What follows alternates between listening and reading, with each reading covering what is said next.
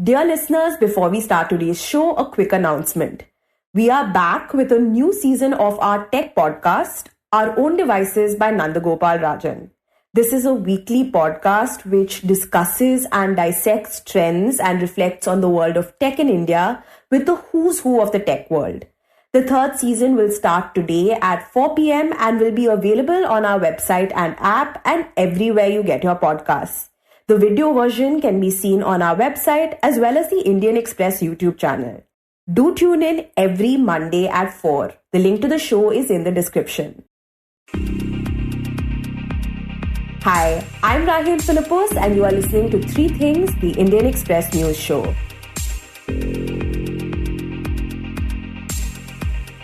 In this episode, we talk about the right to use forest resources. We also give you a quick update on the row over Law Minister Kiren Rijiju's recent comments at the India Today Conclave. But first, we talk about the controversy over Rahul Gandhi's comments in the UK.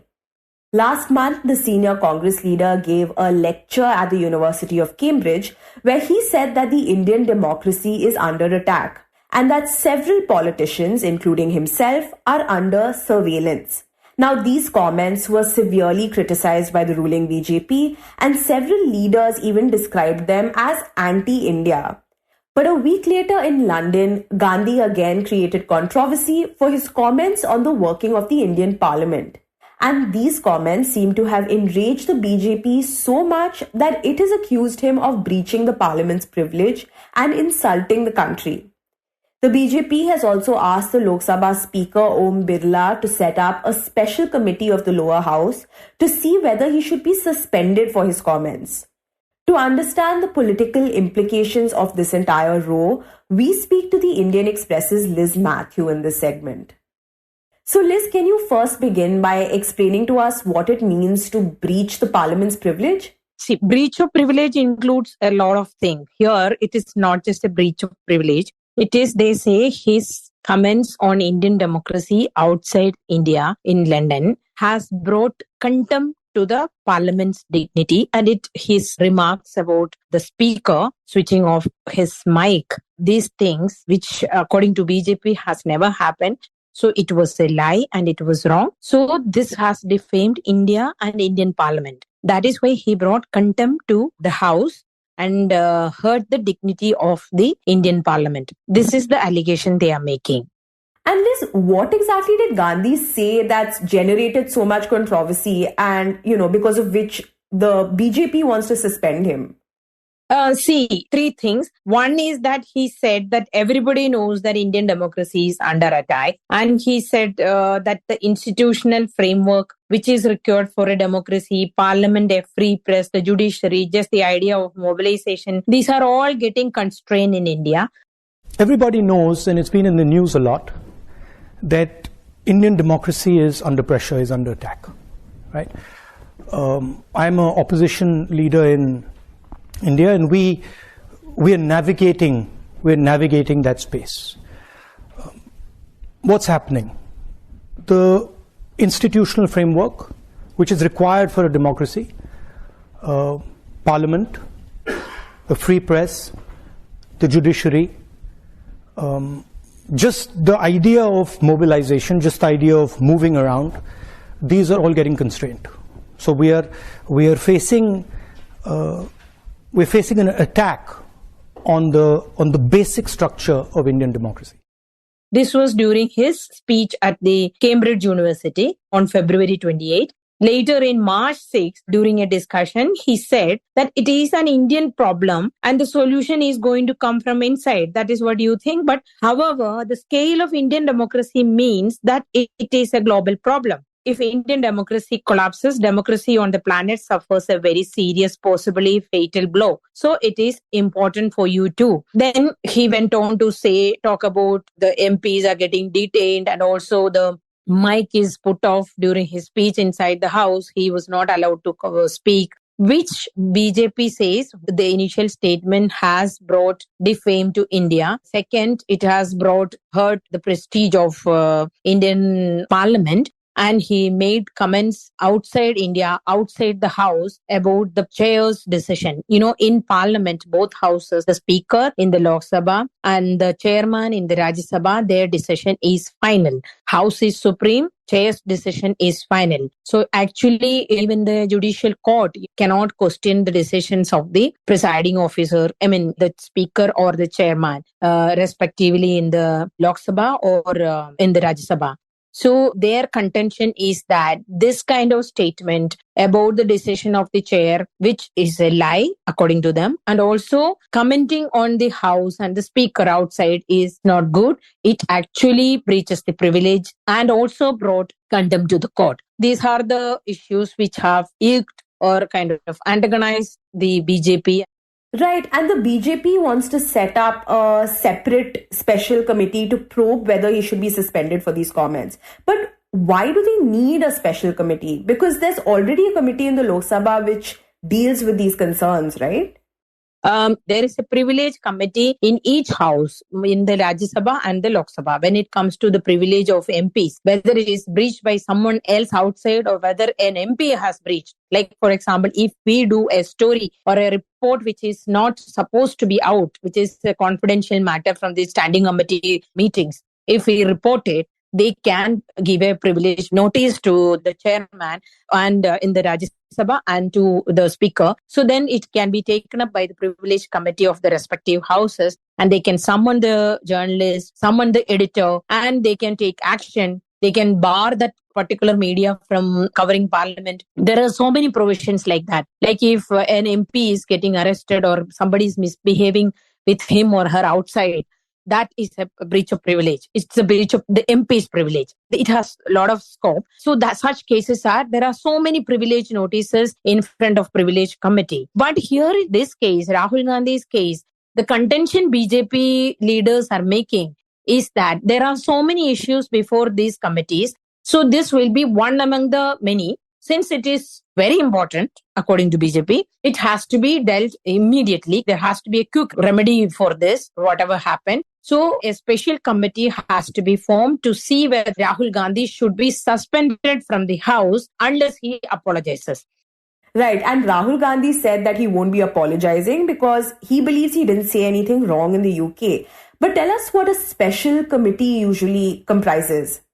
So usually a special committee is like a 3, 4, 5 member committee, including members from different parties. That committee can have a daily sitting and within a few days it can submit the report. And if that committee is recommending a particular action against an MP, it can be brought to the House and the majority votes that will be taken as a decision and the action will be followed. And considering that the majority of the parliament is the BJP, can you tell us what kind of concerns this may raise? Definitely. See, but obviously the speaker and the ruling party can decide, like obviously with their advice, the speaker is the one who's setting up the committee. So he can have 1 or 2 members from the ruling party and its allies or friendly parties who may not agree with Rahul or opposition. This can happen. So obviously their will prevail. But here there is a precedence to it. We had a case in 2005, one website, Philipose, was showing the MPs are taking money for raising questions in parliament. And 10 MPs from Lok Sabha and 1 from the Rajya Sabha were involved. There were more, but these people were found guilty by the committee. A committee was set up. Then it was UPA government. Congress leader Pawan Kumar Bensal was the chairman of that committee. And that 5-member committee, within a few days, they submitted the report recommending expulsion of these MPs. Out of 10 MPs from the Lok Sabha, 6 were from the BJP. So in that, there was a member from BJP, E.K. Malhotra. He had a dissent note and he put up the dissent note along with the report, but it didn't get any support in the House. The House overwhelmingly supported the committee's decision and voted to expel these MPs. Interestingly here, I was there in the Lok Sabha when the debate happened. Some MPs, even from the ruling side that time, which is the Congress-led UPA, they had warned, even while supporting the motion of the House, they have warned that this will set a bad precedent. Tomorrow, anybody can raise such issue and constitute a committee and initiate this kind of action against any MP, even for trivial issues. So this has to be led by the judicial court. That was what some MPs had said. And the BJP also had the view. But then Parliamentary Affairs Minister Priyaranjan Dasmunshi, I still remember saying the will of the House will prevail. So there is a precedence that despite the opposition's objections on such decisions, the majority of the House will prevail. And obviously, in a democracy like ours, it will always be, even if it is 3-4 members majority, the majority gets to have their way. So in this case, in the current Lok Sabha, BJP has a brute majority. The party itself has 303 out of 543. So obviously, BJP will have clear dominance in this decision and they will have their way. And Liz, if they actually have their way and Rahul Gandhi does get suspended, could you talk about the implications this will have on the Congress, on the BJP, as well as on the country's politics? See, it will have political impact. The only other impact will be, technical impact will be, suspension is obviously not expulsion. So suspension is for a time frame, like there will be stipulated time. That time, he will not be able to perform any duty as the representative of his constituency, which is Wayanad in Kerala. Having said that, I must say it has political impact. The BJP also, it's not very sure whether they will go to that extent. They are trying to put the pressure. Here there are 2-3 issues that I have to mention. There is a general feeling that since BJP, the ruling party, does not have major bills or a legislative agenda, legislative business before them, this is an allegation the opposition is making. They are not very keen on running the House smoothly. Politically, for them, a more damaging will be having a discussion in the House because there are so many issues before them. It's not just the Rahul Gandhi speech or the so-called attack on institutions. It is the Adani issue, the Hindenburg report. There was no proper discussion happen. That is there. And there are this BBC documentary issue. There is this, other inflation and all the other issues involved. And the opposition keep talking about this India-China border issues. Since all these issues are there, the general feeling is that in the backdrop of what is happening, like in the G20 meetings and all, the world's attention is on India. The government doesn't want to have any debate where they are coming under attack from the opposition. That is one thing. Secondly, the Karnataka election. The Karnataka election is the immediate one, where the Congress and BJP are going to have a direct fight. Second is that it's not just Karnataka. It is like, all the elections, key, very important election for both the parties are coming up this year, where Chhattisgarh, Rajasthan, Madhya Pradesh, in all these states, big states, and all these states, it is Congress versus BJP. So it is very important for BJP. All these states, BJP have internal issues. The House is not in order.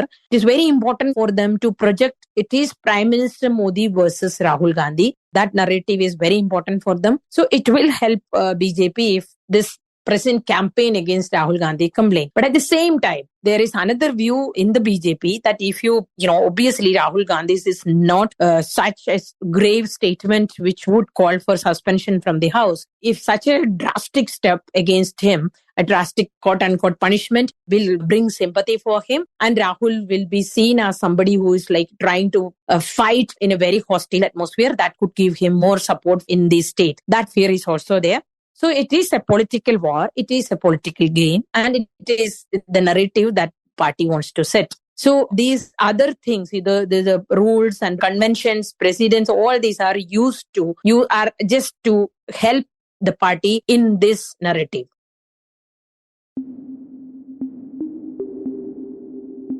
And next we talk about the forests and the right to use its resources. In India, millions of people rely on forests for their livelihood and for whom forests mean home. This is one of the reasons why the Forest Rights Act allows the scheduled tribes and other traditional forest dwellers to use forest resources and also protects them from unlawful eviction from forest lands. However, a committee comprising the Forest Department officials, local Gram Sabha members, and the members of the Forest Dwelling Committee decides who all would be able to do so. Those who think they actually qualify for it even have to submit applications. And turns out, in Karnataka, over 83% of these applications were rejected until November 2022. To talk about why these applications are being rejected, we speak to the Indian Express's Aksheev Thakur. So Aksheev, can you start by talking about the reason why some people are allowed to make claims on forest resources under the Forest Rights Act?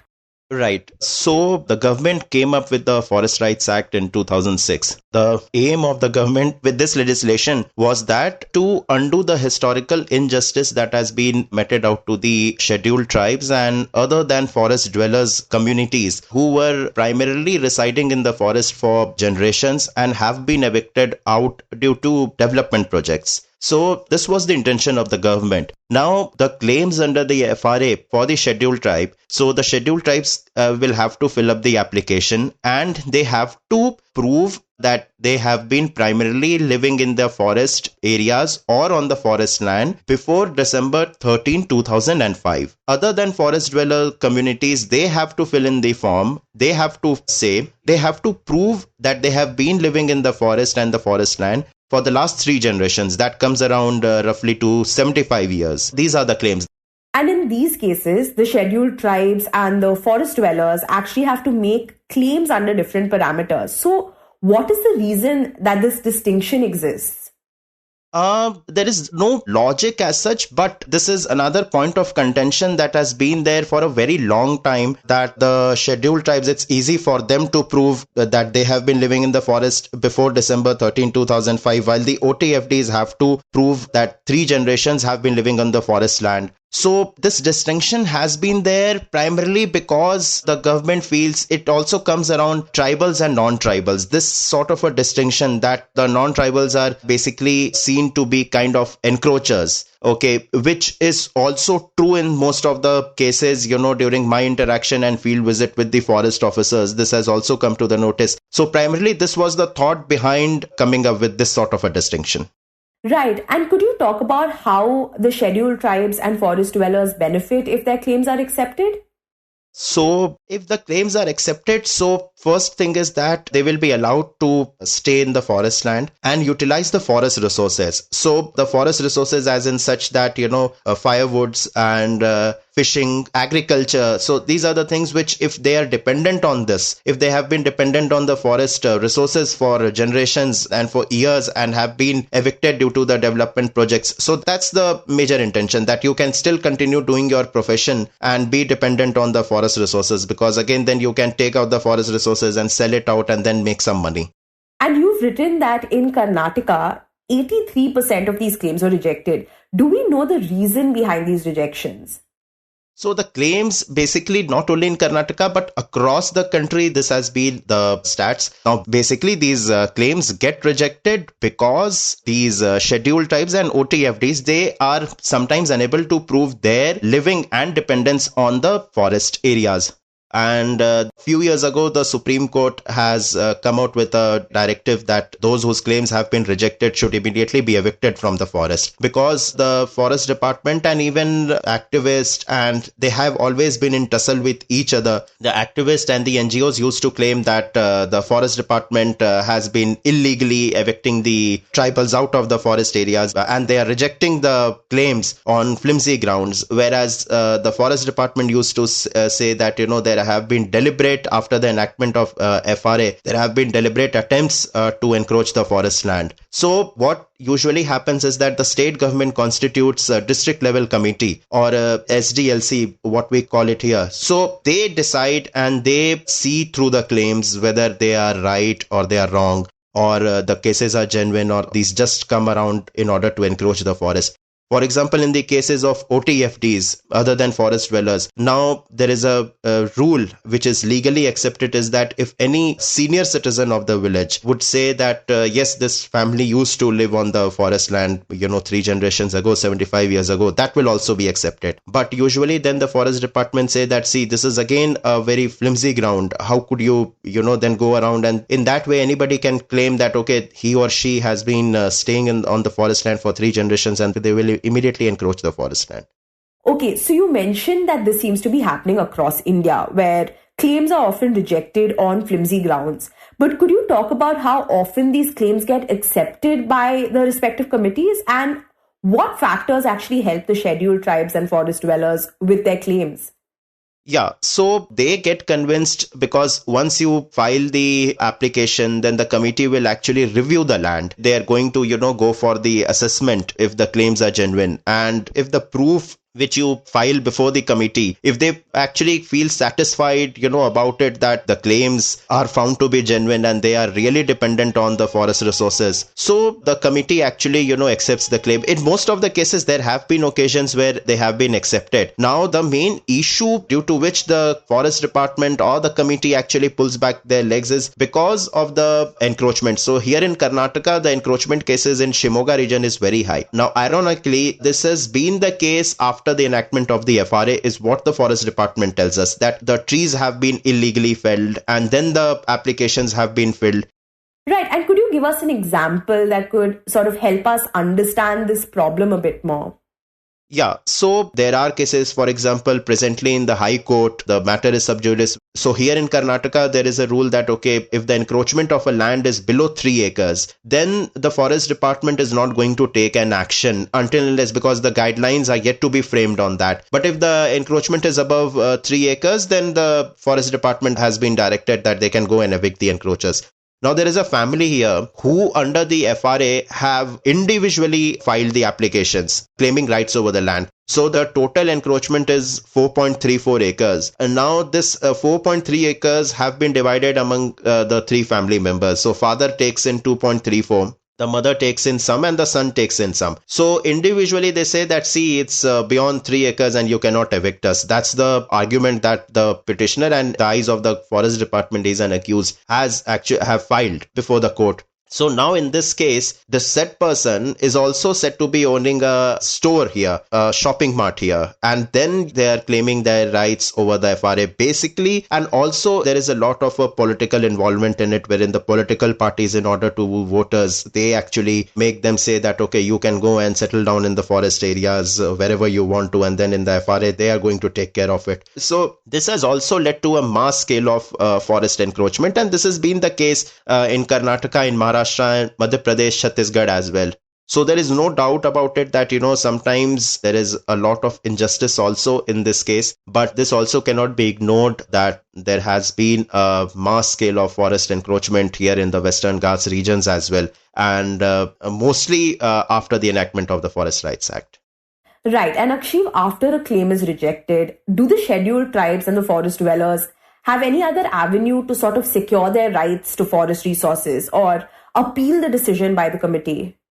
Yeah, so once the claims are rejected, they can go for an appeal. That appeal has to be filed within 90 days. So this will again be reviewed. And sometimes the appeal even goes up to the High Court and then the case actually goes on. So if once they file the appeal, then the committee will again review. And then again, the claims are found to be genuine, or if they are not found to be genuine, then their applications will be rejected. So this is the only relief which they have.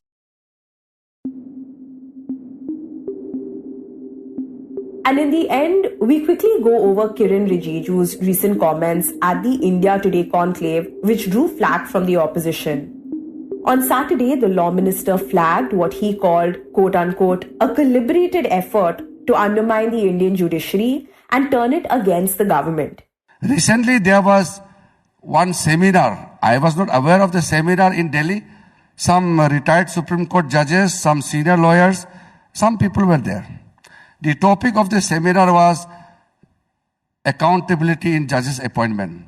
But the discussion whole day was how government is taking over the Indian judiciary. He also said that some retired judges are part of the anti-India gang and they are trying to turn the judiciary against the government like the opposition parties.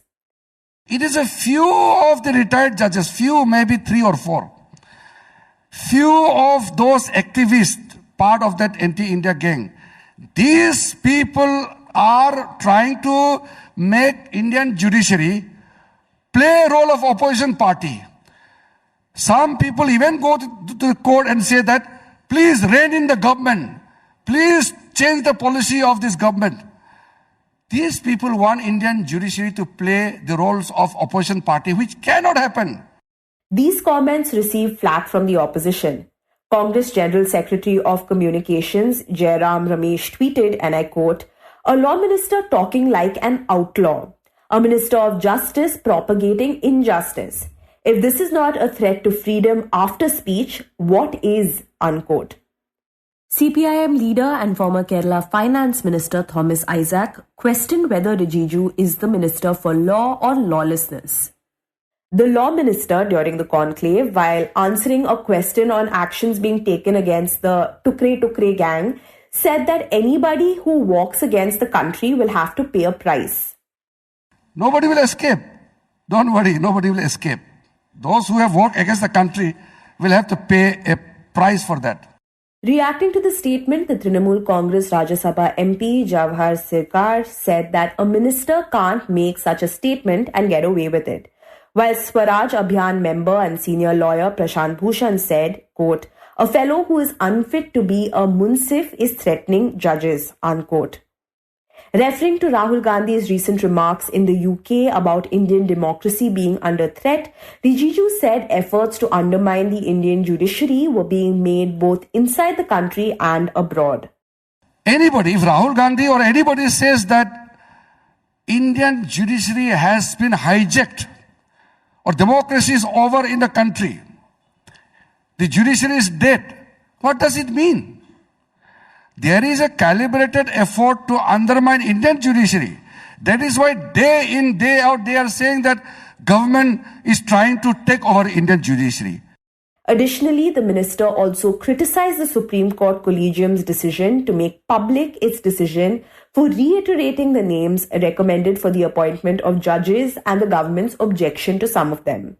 Chief Justice of India D.Y. Chandrachud, who was also at the same event, later said, and I quote, he has a perception. I have a perception, and there is bound to be a difference in perceptions.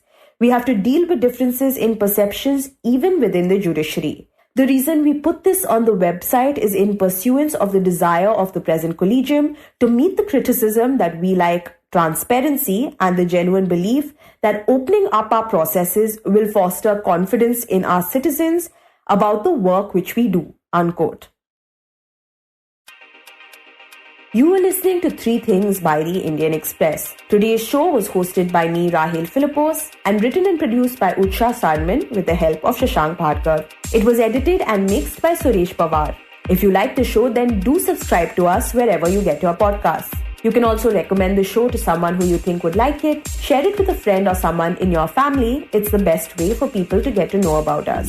You can also tweet us at @ExpressPodcasts and write to us at podcasts@indianexpress.com.